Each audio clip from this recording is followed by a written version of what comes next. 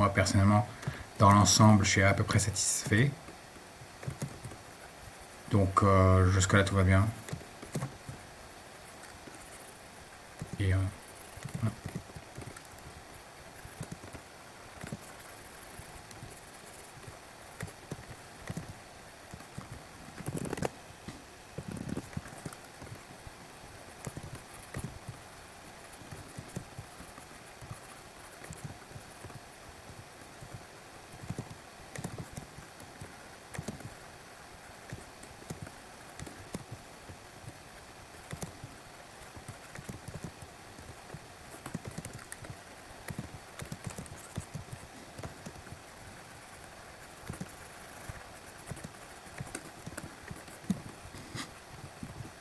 Voilà.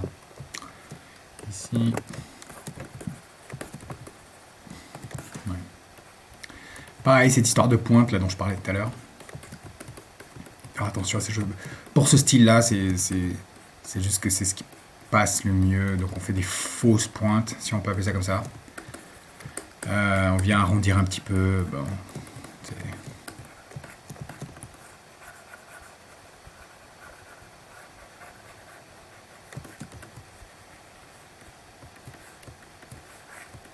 puis de toute façon, les pointes, indépendamment du style, on sait que c'est quelque chose qui attire l'attention.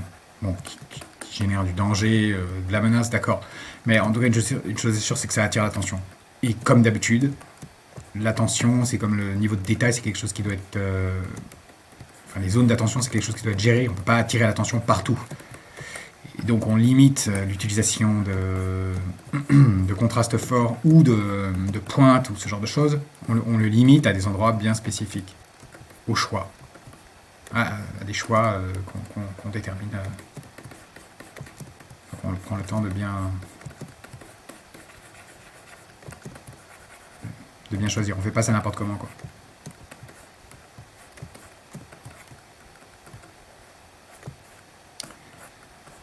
Il y a un peu de bazar ici encore, bon.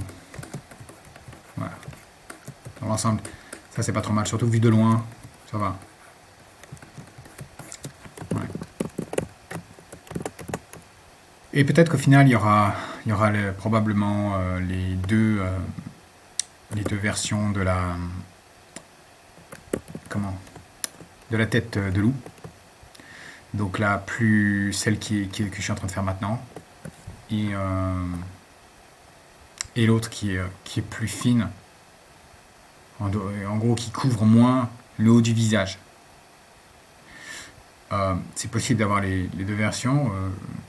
À un moment donné, au lieu de passer trop de temps à réfléchir quelle est la meilleure, dans un cas comme celui-là, autant simplement prendre les deux, puisqu'il n'y a pas de... Voilà. Il n'y a pas l'obligation non plus d'en choisir une. Voilà. Ça, plus... peut-être je vais...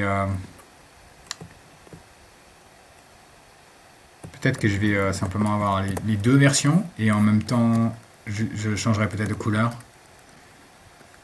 entre les deux, comme ça, bon. C'est pas juste le design qui change, c'est pas juste la forme, mais aussi la couleur en même temps. Pourquoi pas.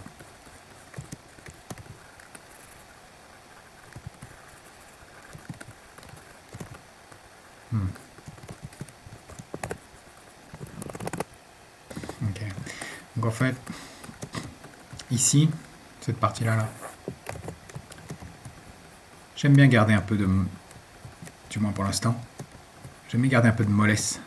Comme une espèce de ver de terre. Pas un truc droit et trop structuré. Parce que dans les vêtements, il y a des parties qui sont, contrairement à ce qu'on pourrait croire, dans les plis de vêtements, il y a des plis en fonction des différents matériaux. Je sais pas moi, un jean plus ou moins épais, vraiment ça dépend. Mais il y a des plis qui peuvent être en réalité, même quand on étudie des photos de la réalité, des plis qui sont très structurés, très anguleux. Donc il y a des angles, c'est presque très structuré. Parce que la tendance de beaucoup de gens, quand il s'agit de faire des plis, c'est toujours de faire des trucs mous, comme ça, quoi. Voilà, c'est des plis, donc c'est mou. Non, il peut y avoir des angles dans les plis. Et donc, voilà. Et là encore, ça fait partie de ce dont je parle. C'est-à-dire, toujours essayer d'alterner entre les plis, les courbes et les angles. Ici, volontairement, je le sens mieux ici. Je sens mieux l'utilisation ici de formes espèce de vers de terre un peu. Forme un peu organique, pas très structurée. Ça semble marcher un peu mieux, je regarde là. Ouais.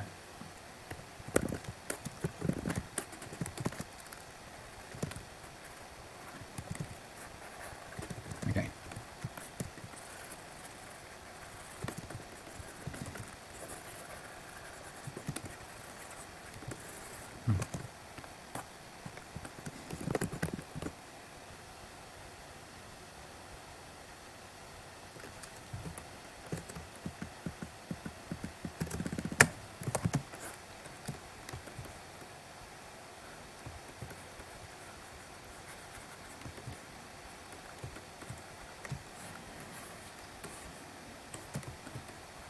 Une des raisons probablement pour laquelle cette ombre-là est intéressante. Alors maintenant, ça, on a fait ça de manière intuitive, comme bon, en général quand on décide, c'est plus ou moins intuitif. Mais, euh, mais maintenant, si on cherche un petit peu le rationnel derrière ça, c'est en fait la chose suivante. Donc ici, on a un gros morceau de tissu. Ouais, je vais juste finir ce que je suis en train de faire avant d'expliquer. Avant d'expliquer, pardon. Donc, ça, simplifier. Voilà. Ok. Ça, je me demande si on va pas le virer maintenant. Voilà. Ouais. Donc en fait là ici ce qui se passe c'est que donc dans cette zone là on a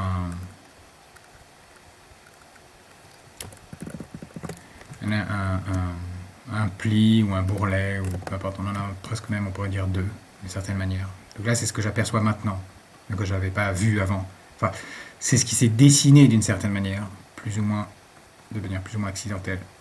Donc ici on a une espèce de gros pli, je vais dessiner le volume pour que ce soit clair pour tout le monde. Ici, une espèce de volume. Bon, là, il y en a un aussi, mais ça, tout le monde l'a vu, je pense. Bon, je la passe. Donc,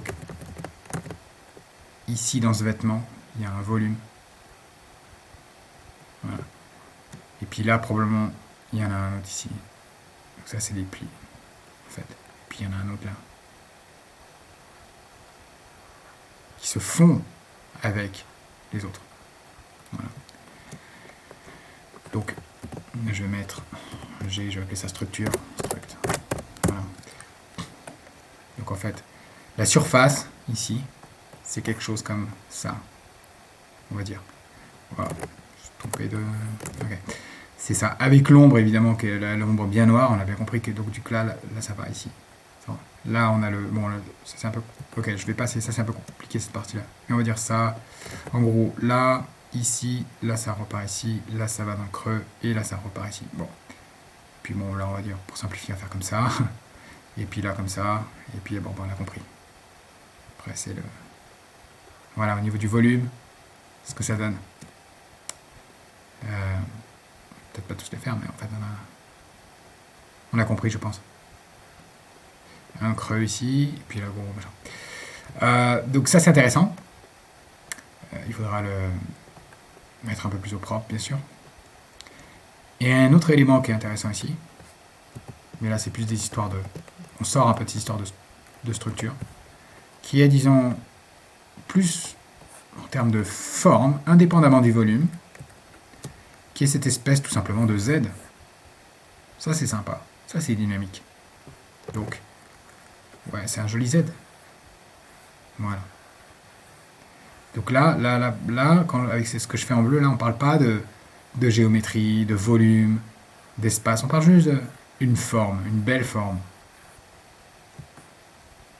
Et donc, c'est toutes ces choses-là qu'il faut garder en tête lorsqu'on design. Le volume, qui va légitimer, qui va rendre cette forme crédible, et la forme. Parce qu'on peut faire des volumes compliqués qui ont des silhouettes totalement inintéressantes. C'est possible aussi. Mais l'idée, c'est d'avoir toujours les deux. Les choses bien construites, si possible, et qui représentent des formes intéressantes. Même si l'approche n'est pas rationnelle. C'est vrai que, bon, je pense que la plupart des gens qui dessinent ont une approche peut-être un peu plus intuitive.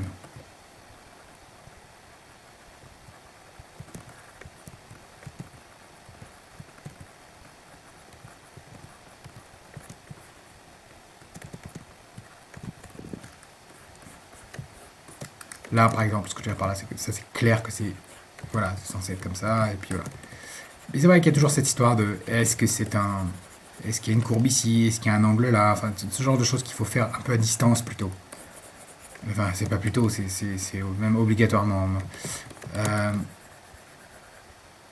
mais bon, on peut peut-être quelquefois commettre des erreurs ou, comment dire, finaliser ou nettoyer certaines choses ici de trop près et commettre que, enfin, comment dire, abîmer le dessin en faisant ça.